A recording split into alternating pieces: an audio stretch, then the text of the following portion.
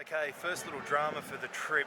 What I didn't realise until last night when I was backing up all the videos is that with all the rain that we had just the last few days, I didn't seal up one of the little flappy doors at the back here and water got into the camera and it hasn't been recording audio. So every time I've been spieling and narrating and describing the trip and that, it hasn't been recording audio. It's only been recording the visuals, which is still good. I can still use the camera for visuals only, but it's a bummer because I think that cuts out a day and a half of spieling and all the rest of it for the trip, which now I've got to work out a workaround. So the camera that I'm using now to record this has got a scratched lens, whereas this one's got a great lens but with bad audio. That's got a scratched lens with good audio.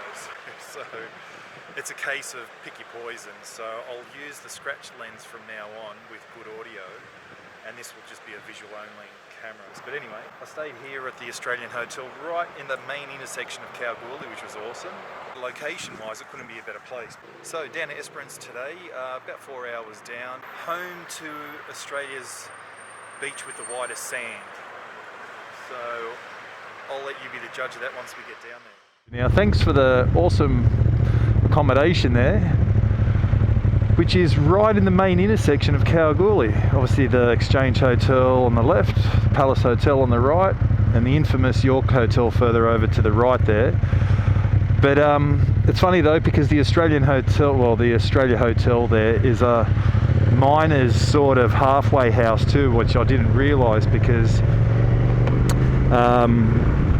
I noticed that when I was up there, you can tell it's a halfway house because it's not set up as usual when it comes to a motel or pub accommodation.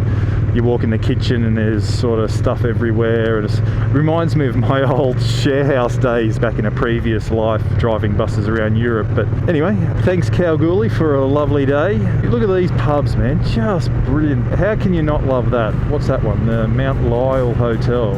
Is that not spectacular or what? What a pub, what a pub.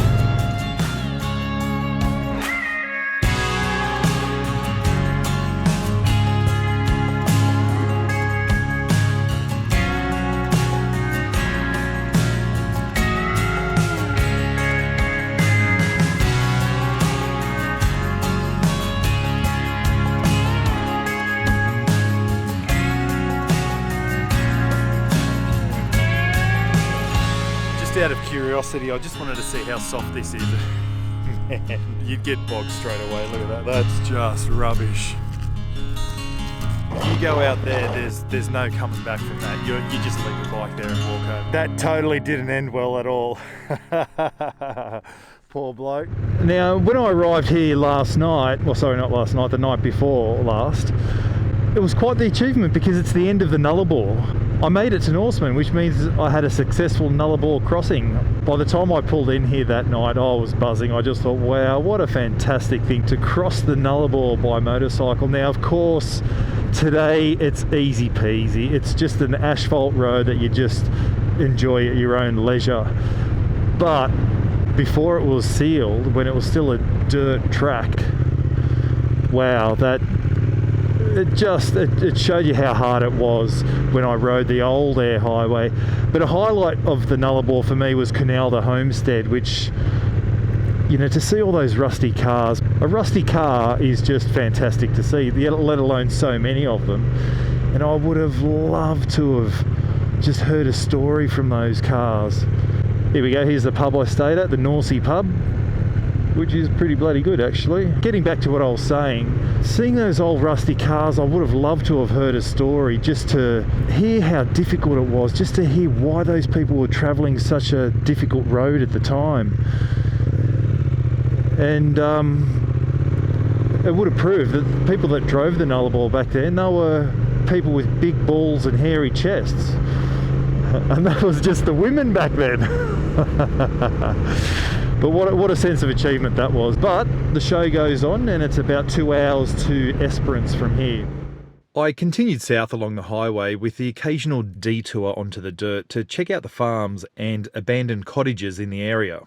It was great to see everything so green, and if you're wondering what these crops are, I've entered the mighty Western Australian wheat belt, an area the same size as England and Wales combined.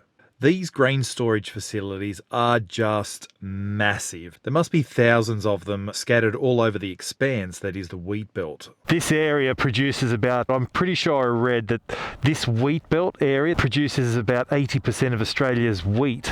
I just saw a sign that said harvest seasons from November to February, and you can clearly see it's already been harvested here, but oh man, nothing would be more awesome to see a big massive harvester just chomping through the field here. That'd be fantastic. Hopefully, fingers crossed, a little bit later on. Esperance 203 clicks, and Albany. I actually had a guy on the plane just before I left, about a week before I left. Him and his wife were visiting Sydney from Albany, and they've got a farm out here. He gave me his card. Don and Lorraine were their names, and he gave me cards and said, mate, if you're in the area, pop by, there's a bed for you. And fantastic, hey? It's just the people that you meet on the plane, and all of a sudden I had a bed available. Now, I'm not going through Albany, but it's nice to know that, you know, there's hospitality out there. Just realised a couple of hours ago I was right in the thick of mining and industrial and machinery and all that sort of stuff. And now I'm in open pastures and agriculture and all that sort of thing within a couple of hours. And again, in another couple of hours, once I get to Esperance, I'll be in the most beautiful white sand beaches with the most beautiful turquoise colour water. It's a spin out. Unbelievable. It's literally changing before my eyes. Right ahead you can see the mesmerising twinkle of the heat haze coming off the road surface ahead of me, and it's just that mirror-like mirage, if you will. I'll have to stop and get a bit of video. It looks awesome. Salmon Gums. I think it's going to be one of those blink and you'll miss it sort of towns.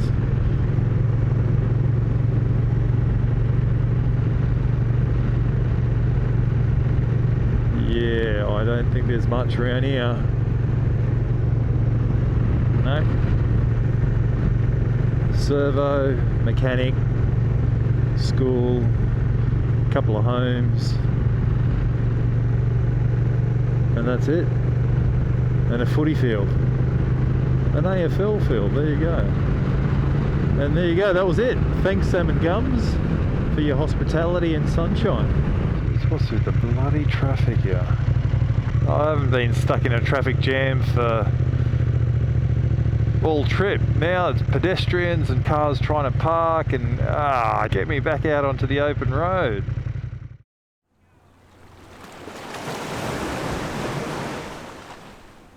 A very good morning to you all. What a magic start to the day. Today's all about colours, intense colours and contrasting colours, and if the weather plays its part, which it looks like it's starting to today, we're going to see the best of what Esperance has got to offer.